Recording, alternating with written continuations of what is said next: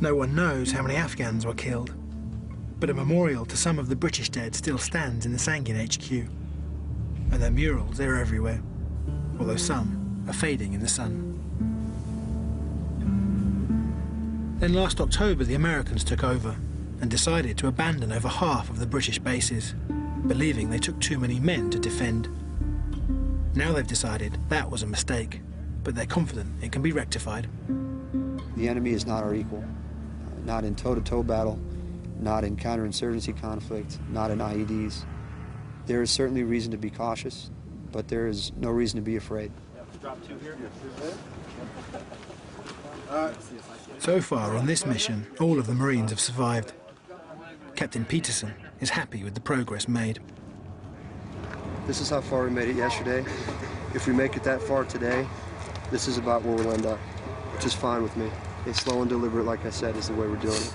I'm not telling you to rush it. If you can't make it, you can't make it, but that's where I like to be.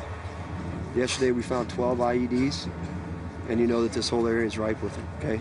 Any questions for me? Thank you, sir. All right. We'll see you guys. You ready? I am. First start. Hey, round it up.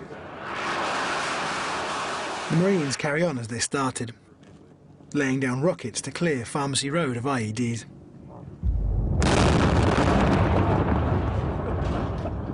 You won't see this in any Hearts and Minds manual. The Marines blast their way through buildings, even after they find out that most of them are still inhabited. All part of a wider strategy to get the job done, whatever the cost. Ew. He just came down and punched the other. This will continue all the way to their objective, the abandoned British base at the end of Pharmacy Road. We're gonna need probably 1, 2, 3, 4 more wall charges.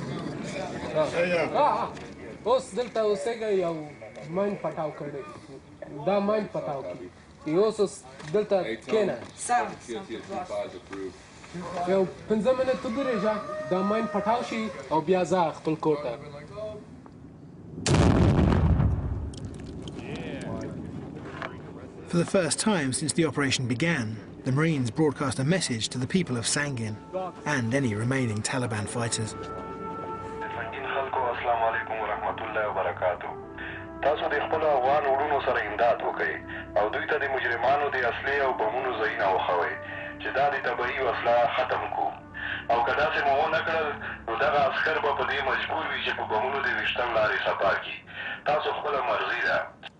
Smoking! 130! The only choice the remaining residents of Pharmacy Road have is to endure the chaos and destruction around them. The Taliban are nowhere to be seen, but the search for their bombs continues.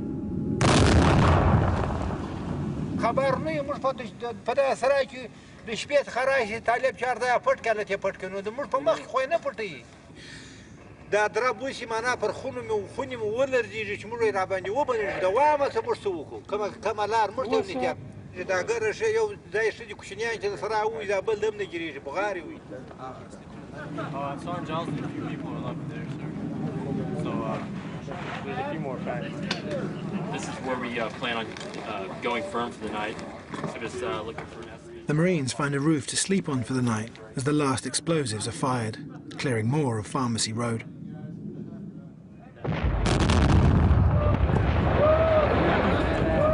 Yeah, go ahead and cake that big leg, because that's going to f us up right here.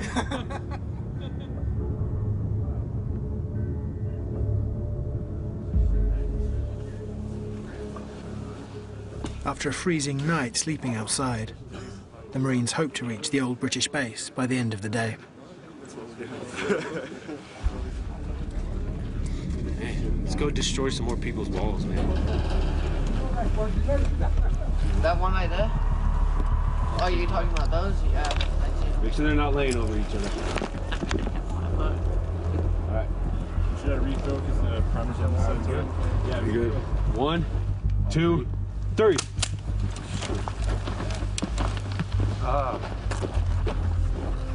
Come on, Wind. No, we gotta.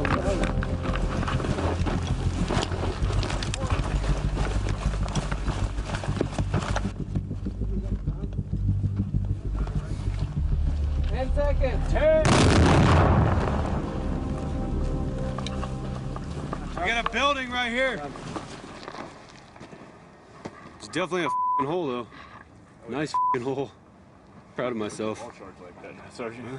It's good stuff. It might be a nice hole, but it shouldn't be there. The Marines hadn't realised there was a house on the other side of the wall, and it was inhabited.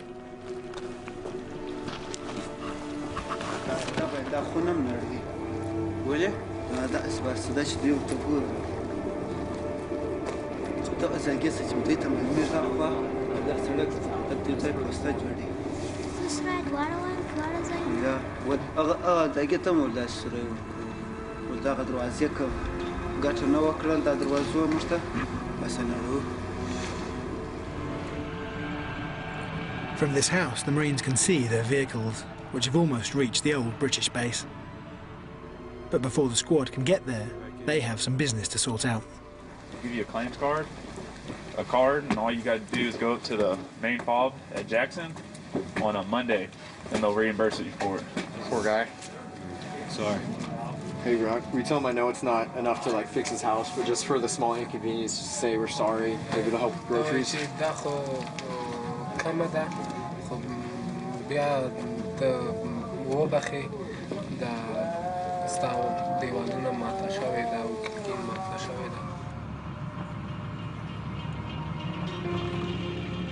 As the sun sets, the Marines finally reach the end of Pharmacy Road and their objective, the old base the British called Fob Wishtan. It was just 900 metres from their start point, and it's taken 3 days to get here. Yeah, this is our new place. Yeah. It's great. A lot of concrete. We like concrete. Yes. This is mission complete, right? Yeah, mission complete. Mission complete. For the next, we got 90 days still, though, or something like that, to keep our legs.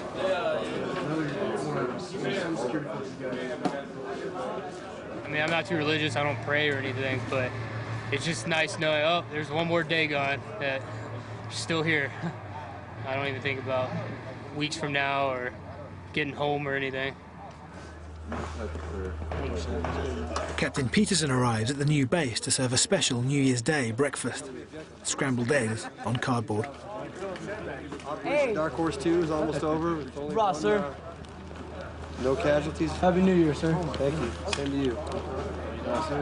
It was obvious to me, and I think everybody else that looked at it, that eventually we'd have to take Wishtan because we took one piece at a time from the enemy, and the enemy had to go somewhere. And as the noose tightened, this became kind of his last refuge.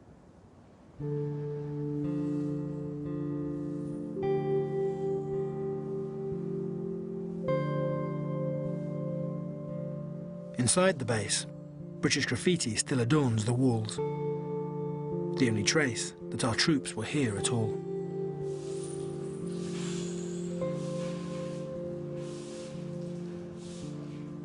There were 2 British patrol bases here. Mm-hmm. Do you think it was a mistake to abandon them? I don't know what the criteria behind the thought process was that went into that. I'm not sure what the reason for abandoning them was. I know it was a decision that we made not to come here as well. I think a lot of people you can spend a lot of time talking about what could have been done better, and everything's clearer in retrospect. I can tell you it's definitely the right decision to hold them now. So I'm glad that we are.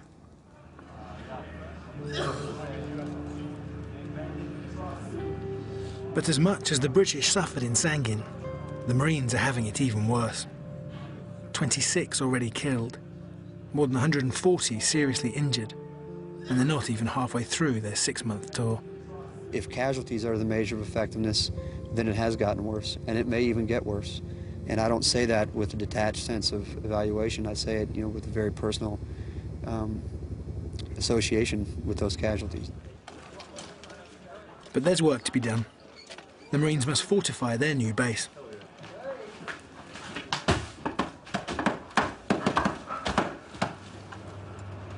Outside, their colleagues are also working hard, bulldozing the walls and houses that surround their base.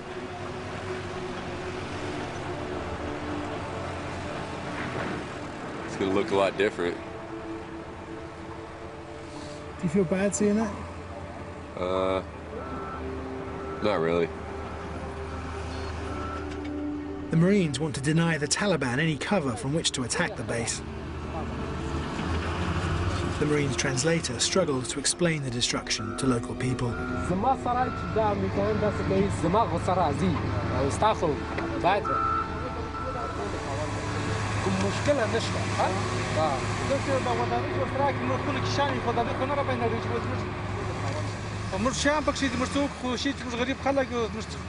Says you're poor people, we broke all my walls. No, we're not going to destroy his compound. Tell him it's just the walls. It's for the security for everybody, because this whole road's been laced with explosives.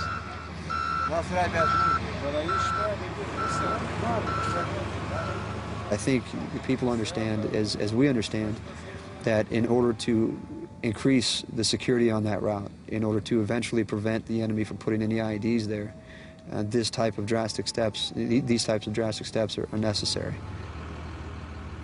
Such drastic steps would have been unthinkable a year ago. But now, with new leadership and a deadline for withdrawal looming in 2014, the Marines have been given a much freer hand in how they operate. That leaves little room for the feelings of the civilians caught in the middle. Even the local mosque isn't spared.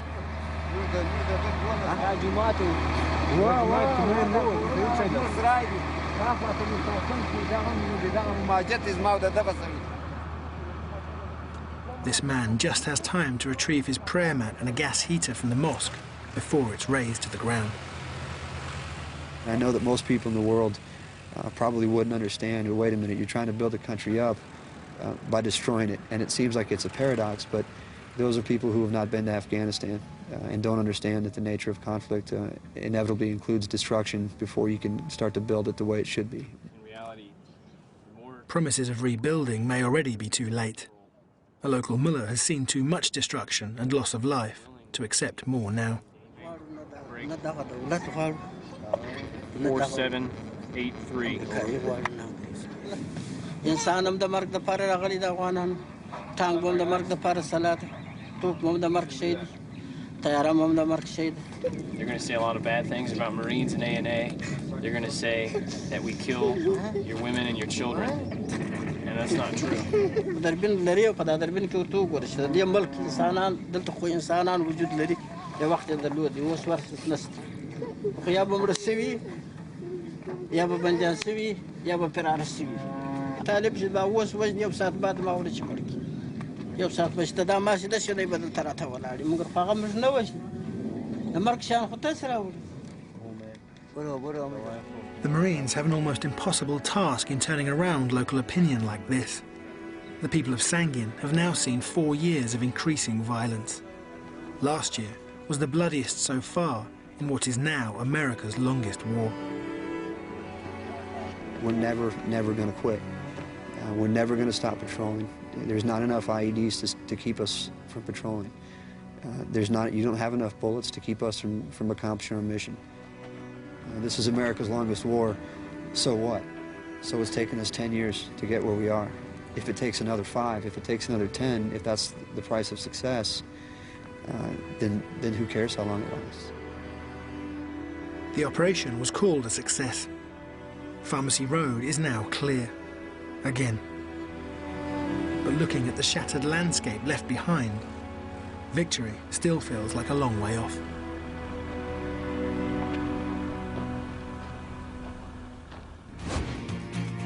Next week, John Sweeney investigates the secret world of WikiLeaks as one top insider reveals what really went on and why he walked out. Tense two-part series finale for Silent Witness begins next night. Horizon explores the secret world of pain on BBC Two, and on BBC Four, real insights into the lives of people passing through the legal system outside the court.